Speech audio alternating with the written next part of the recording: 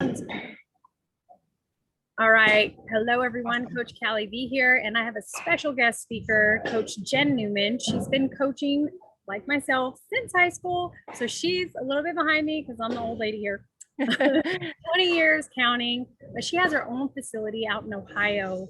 And this place, 5,000 square foot, rugged softball. She is the CEO of this place. And another common strand we have is we're both mamas, and we both had situations as pitching coaches where we did lessons in the backyard and cooked dinner at the same time. Yeah. You know, it's an interesting, doing pitching lessons is hard when you're young and growing up, and you definitely have to have a passion for the sport, because the schedule is hard and it's very demanding, especially as young families. So I feel very blessed and fortunate. My family has always supported my passion to help kids, and they have been my biggest advocates for doing this, because man, the schedule can be really difficult. That is 100% for sure. Yeah, but it's totally worth it. For sure. So this is something that Kally V softball does. I like to present it to all my athletes. Unfortunately, a lot of them are playing right now. We have travel ball, little league ball, rec ball going on right now. And Coach Jen was like, that time of year. Hey. Yeah, she's like, I'll stay and we'll do a recording, and that way I can push it out to all the girls. But then Coach Jen is also going to share this with her athletes. So this is like something that my guest speakers come on, they get something out of it as well. So killing two birds with one stone. Yeah. So yeah, 100%. You know, I'm excited about what I have to say and share, and whether we're listening live or it's recorded, I'm very excited. I think you're going to get a lot of value out of it. I have a few different perspectives on things, so I'm looking forward to it. The best part is Coach Jen might teach something different than me, and we're 100% okay with that, and vice versa, because we're here to help the entire big picture of the pitcher. So yeah, absolutely. You know, every athlete learns and feels things differently. And so I might just get a bunch of athletes that are a little bit similar, and that's why certain cues or drills or ideas tend to work for my kids. But you know, there's other kids, other parts of the country, we might need different cues and different things. And I think everything always comes full circle. I've noticed a lot of cycles over the last 20 years that I've been pitching and teaching pitching. It's like things always come back around, and oh, I thought I would never talk about that again or never do that again. I'm like, nope. Here it comes again. And so we always have to be prepared. We always have to be on our feet. I think it's a very humbling profession to be in, because when you feel like you have it all figured out, that's when someone's going to walk in the door or a problem will present itself, and it'll totally blow your mind. And so that's the fun part, is figuring out all the things all the time. Yep. It's constant learning. Yes. Yeah. Absolutely. Take us into it. Let's do it. Okay, excellent. So I want to talk today about our core. It's kind of a buzzword. It's something that everyone talks about and everyone, knows about. We have to use our core in pitching. And my whole model for pitching really has been to ask the question for my athletes, but also for myself, to do better whenever we're talking about a subject. But what does it actually mean to use your core? What is your core? How does that look like? I could say that all day long, and 10 different athletes are going to give me 10 different interpretations of what it's like to use your core.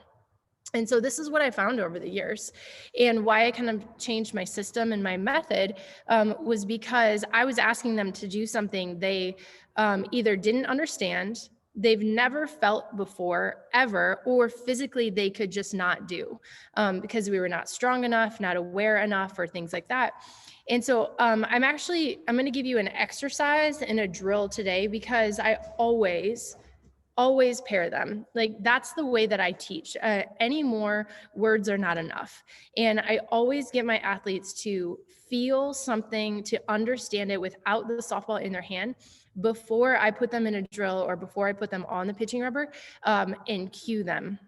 It creates connections with the brain. It creates that neurological, sometimes we call it mapping or grooving, things like that.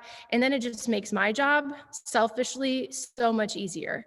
Then I don't have to use as many words. Okay. So, so our core, in pitching, what is it? How do we use it? I want to expand our thinking about where our core is actually located. And I'm like a big mover. I have to demo, so I'm going to stand up. Your core is really everything from like your knees, if you can see me, I know it's a little dark here, my knees to like my armpits in here. And then what I think so many of us forget is your core, your midsection, that's what I like to call it. It has two parts. Well, it has four parts really. It has a front and a back, an inside and an outside. But I like to talk the inside and outside, super important. And the inside is what I feel like a lot of us forget, especially when we talk about using our hips and things like that, because our hips are part of our core. So that's all encompassing. So we're going to talk about how to utilize the inside portion of our core. And I always give, my girls will laugh at me because like I come up with really dumb analogies. They're like really off the wall sometimes, but that's how my brain works and how it understands and connects movement. So if I can get them to like visualize and feel like what I'm talking about and connect it to something, then it makes, again, my job easier. So I don't know what you guys call it there in Arizona, but we call it pop. Think about a can of pop or soda. What do you guys call it? You call it pop or soda? Because I grew up in the Midwest, it's pop. So when I say pop It's here, pop. the girls look at me like, so I say pop, but I think more people out here say soda. So soda. Okay. So you got to think about, and this is how our core works. Okay. And this is like one of my favorite analogies to understand this. A can of pop, a can of soda, when you begin to shake it up, it creates all of this compression, all of this energy inside the can. And that's exactly how our core works. Now, my interpretation of the core is that different than just the idea of bracing and not moving our core. And I'm going to explain that. So I actually used to teach bracing the core. I used to, okay, keep the core like stable, like make sure, it's strong, it's holding everything together. And that's great. And it's not wrong. I just don't think it's the full picture that I was giving my athletes. So we would be standing here and we would be really like bracing, but then I couldn't move. And like, they didn't really know what to do and how to move from there. And so I want us to think about our core as like that can. The more efficient movement I get in and from and around the core and all of those things, the more stuff that I can get properly moving in here, the more compression, the more energy I'm going to start to create in my middle, in my midsection. And that's where we want everything. We want all of our energy moving in and from the middle right there. And just like the can, the more I move, the more I get. Unmoving bracing is okay up to a certain point. I think in our careers, in our athletic movement, if we just can't hold things together, okay, bracing is fine. But to get us to the next level, I try to get my athletes to understand movement. So again, I'm gonna tilt this down. I'm gonna stand up just a little bit. So if you can see, we talk a lot about like everything coming into the belly.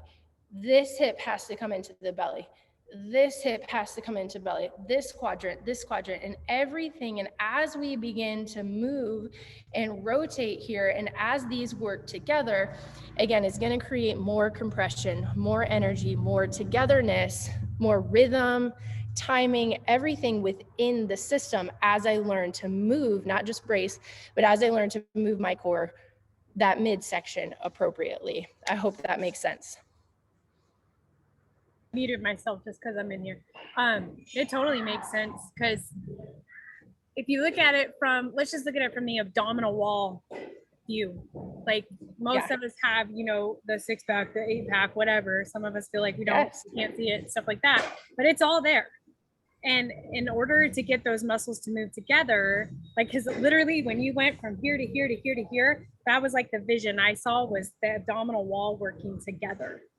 And Yes, and I agree with you 100%. on the core. So I use Yeah. the analogy knees to chest, which is your armpits. That's what I Knees to tell my chest. girls. I love it. Whole area. So my girls Yes. definitely be able to reciprocate this and understand it like that. So, Love it. Love it. It's so huge. Again, it's not just stiff and stuck. Okay. So one of my, actually, I'm going to take that analogy a little bit further because you said, okay, you guys talk about very similar things, like your kids will understand that. I'm gonna back up just a little bit too, and the energy discussion. Okay, we talk a lot about storage and release of energy, and this again, it comes back to why core pitching, hitting, overhand throwing, really all of athletic movement is about storing and releasing energy. So if I take my same pop analogy, soda analogy, and I shake it up and I'm storing that energy, if I were to drop it on the ground and it had all that stuff stored, it's going to explode. And the word explosion is something that I use very lightly and very consciously with my athletes, like exploding off the pitching rubber, because I don't want to release that energy.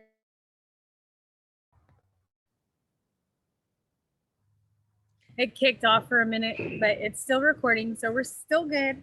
So you were talking about energy and how you use it very lightly. Yeah, energy. Okay. So I'll back up. We talk about exploding or releasing our energy into our finish. Just like that pop cab, when it hits the ground, it should like release all of that. And that's what I want for my athletes. I want them to, off the takeoff, in that first part of the pitch, we begin to store and build and build and build and build, and then release all of our energy through the end. So my exercise and my drill are around that idea. I want to be able to hold things together until I'm ready to release all of my energy into the ball and get rid of it right here as the ball is coming out of my hand. So I have a yoga ball, physio ball, whatever you want to call it. You guys can use whatever. I've used a med ball. I've used playground balls. I've used foam rollers. I've used basketballs, like really anything to do this. But I like the visual of this physio ball that I'm going to have. Because you can literally see that like storage of energy in there. That physio ball is literally storing energy, and we're starting to create this compression. So I like to, especially for my takeoff, because this is where I see a lot of my athletes start to lose our compression and we start to lose our energy. So we're going to take our physio ball and we're going to do like a standing crunch. I'm standing on my throwing leg right now, and I'm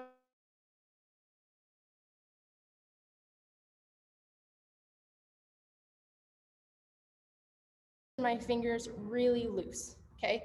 I want the ball at my elbows, not my hands, not my forearms or my wrists, but I want to try to get up above that and get to my elbows, because I want to use this stuff in here to start to pull down into the ball. So we're going to go glove leg up.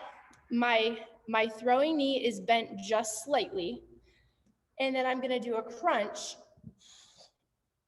into the ball. It's almost like we're trying to pop the ball. So this hip is coming up and my hands are driving down. And again, that compression, you think bottom is coming up, top is coming down, and it's meeting in the middle, compressing in the middle, and we're going to try to move that compression forwards. Does that make sense? Do you have any questions? Sorry. The only question I had was, what size? So let's say I'm working with a 10-year-old. We'll just take my daughter. She's 11, and I think she's pretty much average size. What size of ball would you recommend for an 11-year-old for that? You know, I don't know that. I don't know the actual like. Again. Sorry, girl. It's all right. It's all right. That's what editing is for. I know. No. Yeah. You don't know what size, so just what I'm. No, I don't know what size diameter. Okay. Not huge. Yeah. because I have a basketball here too, and I'll show you what that looks like. Oh, Hold on. yeah. For my smaller kids, I've definitely used this. Okay. And their like knee would be up just a little bit more. Yep. But it's still fine. Okay. So like for younger kids, maybe a basketball size, a med ball, like a fatter, not necessarily heavier, but a fat med ball is a really good size to do that with, or a smaller yoga ball, physio ball is a good size for the younger kids too.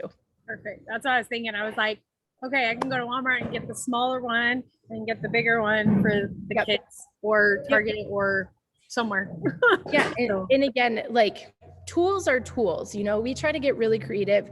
Some of them work for some kids. They feel it, it connects. If it doesn't, it's okay. Like, it's not going to hurt my feelings. Just like some exercises and drills, sometimes they work, sometimes they don't.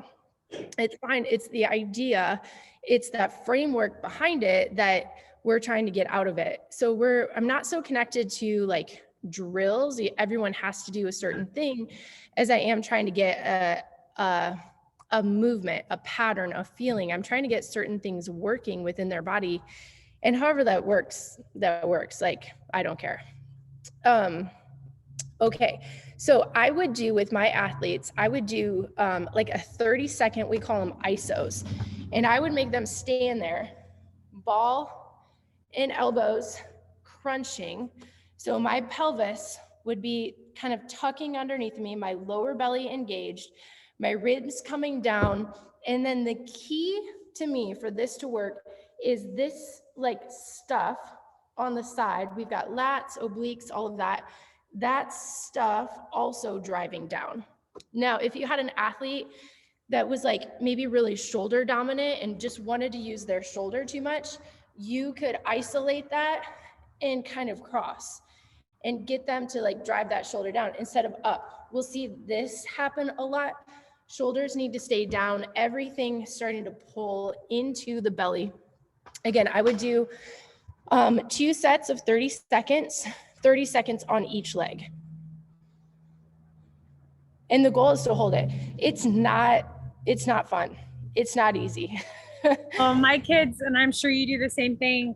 I don't know what I'm going to do, and I'm still being a pitching coach, and I'm 80 years old. But I am one of those coaches that I'm like, okay, I've already tried it out. This is where it felt really funky. This is where I felt good. Like 100%. So 100%. Yeah, I demo everything, and I'm not like super strong anymore. I don't lift a lot of weights. I can't, but I feel like I move well. And they're always like, Coach Jen, you make it look easy. I'm like, that's because I do it 7-8 times a day, like constantly doing that. Yeah. I get it. Yeah. That you said that. I don't know what I'm going to do if I stop teaching pitching, because that's my workout. I'll have to actually like set aside time to do that. I don't know. I don't know if I'm that dedicated. I know. I don't know. Right? It's so yeah. Story. So no, I love it because it gives me a workout. That's for sure. Yep. Okay, so that's how we would kind of like prep the body, and that's how I would prep my athletes for what I would want them to do off the pitching rubber. I get all of that stuff really beginning to work together, and then honestly, I have so many drills. Pretty much every drill that we do is centered around that idea somehow in some way. But one of my favorites is really just a staggered stance. I call it a staggered stance walkthrough.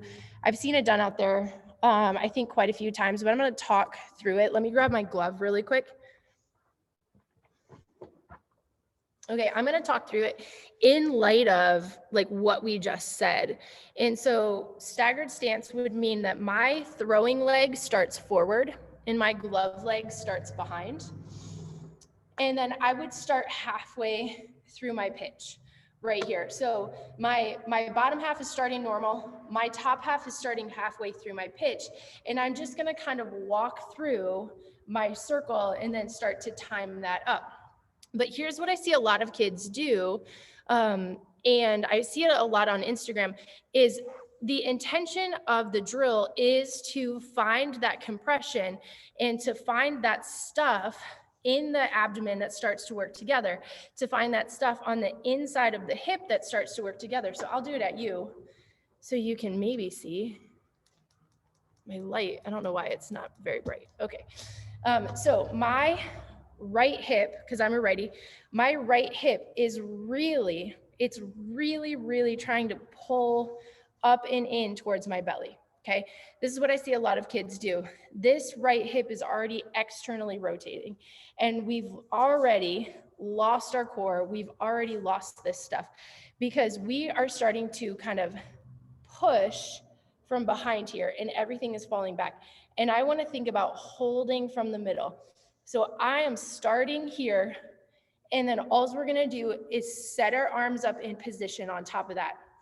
If we're holding tension and compression and using our core appropriately, these should be really, really loose, and these should be very natural. This drill should not be like stiff and stuck. I should not see any tension in the arm and the shoulder. Okay, here, as I walk through, I should be relaxed, taking all of my energy and dropping it right down into that midsection. And you can see my nose is maybe in line with or just in front of my belly, and it's not behind. I haven't lost things back here. I'm holding that in. Does that make sense? Yeah, that makes total sense. Perfect. Okay. I'm a big nose belly button person too. So yeah. Say that again. I'm sorry. Nose and belly button? Yes. Yes. And like metaphors, yeah. Another thing we have in common is I will use the craziest ideas to get them to see what I'm trying to tell them to do. So yeah. This actually reminds me of Love it. A drill that Paisley's Coach Tony with Paisley's pitching. And then she does with her weighted balls, she has them start in a staggered stance. And then they do a walkthrough with their weighted balls. That reminded me a lot of that. So I like that. Yeah. Yeah. Yeah. And then that's all we would do. We would walk. We would try to like hold this compression in here. I'm going to try to hold my belly. And then I would start to release everything into ball release. I'm just going to throw it into my glove right here. I'm holding and releasing. I love glove throws because I can't fly open. I can't open this. I'm staying down, nice and loose, walk, and then release into my glove, basically just as I'm landing. Love that. That's good. Yeah. Yeah, it is a good one. We've been doing it for quite a number of years. It's been a staple around here for quite a while. I like it with plyos.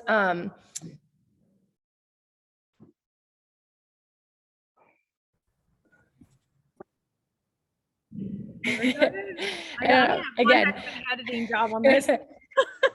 Yeah. So what I was just saying, I like plyos. One thing that I'm cautious about is to get the right weight. I just make sure my athletes are not trying to hold the weight of the plyo up with their shoulder, and your midsection, your rib cage, your lats, they're like a shelf that should be supporting that arm. Rather than the arm like lifting up from up here to hold the ball, everything should just start to settle on top of the rib cage, on top of the core, and then into the pelvis right there. Again, super, super important part. The more I take tension away from the core and start to lift my arms, the more like extended this is going to be and the less compression I'm going to have with it. So. Oh, that's great. And one of the things that came to my mind when you were talking about the pitchers who lose their tuck core is that will lead to a pitcher flying completely open, and you'll see them from a front view. They're throwing, but their chest, you shouldn't be able to see their chest when you're behind the catcher. Like it's like when they're in that track or that open position, they should be 100% linear to you. So yeah, they should be open.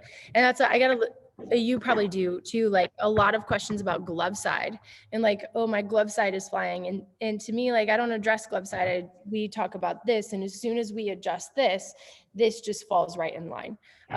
Sometimes with younger kids, we'll have to use the hand and the glove to control the midsection, but the older they get, the more I can just stop talking about all of that. And if they're using their core appropriately, everything will just start to fall where it's supposed to. Oh, I love that. And the fact that you use tuck your hips, because I'll say that to girls, tuck, and that's why Mhm. I do warm-ups for my girls, like for my group sessions, my one-on-ones, and I talk about like planking and how it literally is just you tucking your hips. And it's the same thing when we're standing, we're engaging our core, you're just tucking your hips.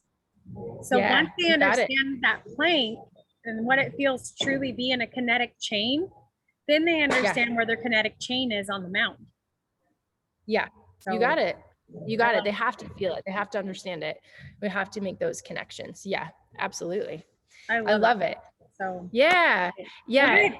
I will Yeah. definitely get this cleaned up and we'll push it out. And probably sometime this week, Perfect. I'll give it to you. I usually give my guest speaker coach the first view of it just so you can see it Sweet. and go from there and send it out to your girls as well. Like, especially, like, I think Yeah. things like this are valuable because if you have a certain expectation, like, you don't really address the pull side, you address the core.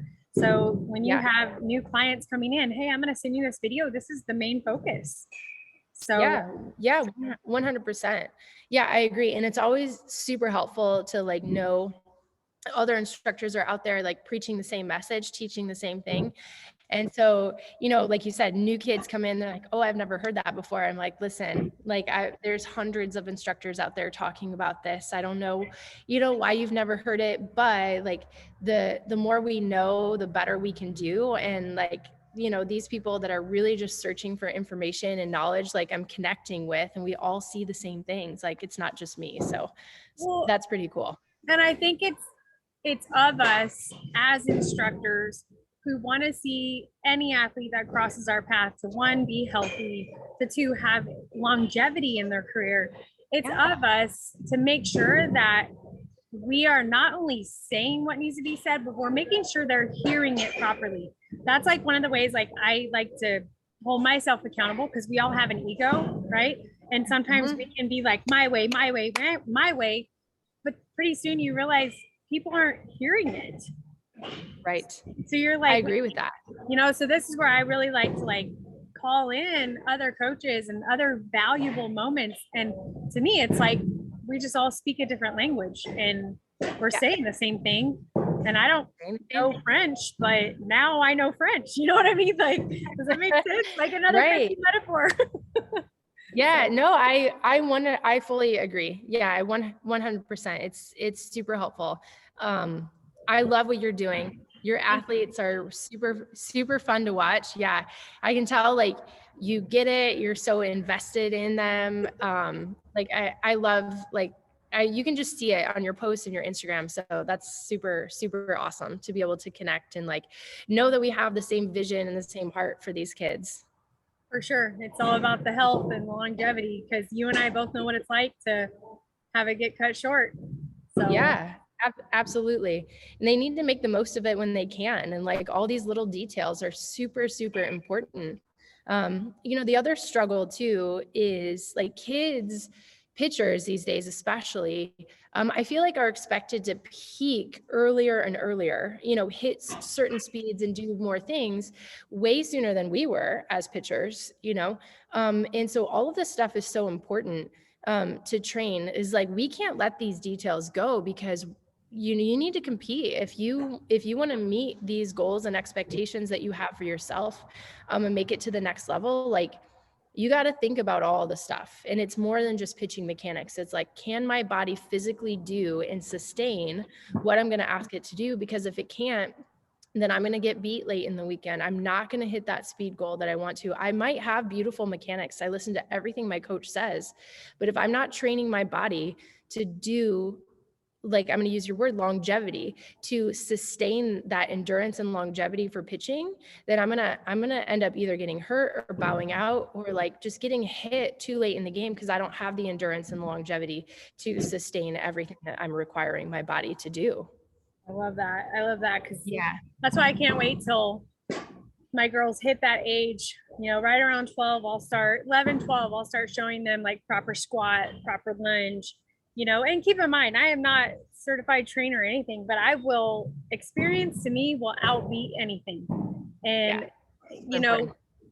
as somebody who's done bodybuilding and I did it with zero injuries, that to me is direct That's so feedback. cute. I was moving properly.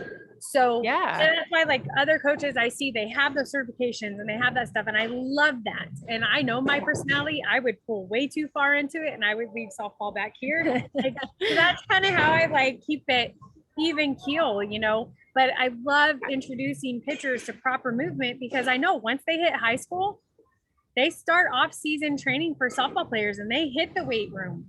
And Yeah. to me, it gives these freshmen a little bit of edge going in. They know how to Absolutely. squat. Their coach is going to be like, you know how to Oh, squat? okay. Yeah, my pitching coach is already like, that already gets them on their radar. So, Exactly. but Exactly. yeah, it's all about protection and core. You and I both know if your core is not there, Yeah. not only as a pitcher are you setting yourself up for a short career, but you're setting yourself up for injuries down the road with your back. Yeah. So like Yeah. having a 100%. strong core doesn't mean you have a six pack. It doesn't mean that. It Exactly. and I think kids like, well, if I don't have a six pack, I'm not. Well, I know a lot of skinny girls that have a six pack. Yeah. They're not strong. And they're not strong. Right. Yes. They cannot hold things together. You got it. 100%. I love it. Yeah. Well, Coach Jen, I thank you for your knowledge that you've given us. Yeah. Hope to have you on again. Maybe podcast, lay down a podcast episode and just maybe we'll do like, we'll pull Coach Sandy in and talk about being a pitching coach and a mom and how we balance that. Because I think there's a big gap there and there needs to be more conversations. Yeah. Well, let me end this and we'll keep talking. So I'm going to stop recording and then we'll keep talking. I love it. Go ahead and say bye to everybody. Thank you. Thank you. Thank you so much for having me on. I appreciate it. All right. And I'm going to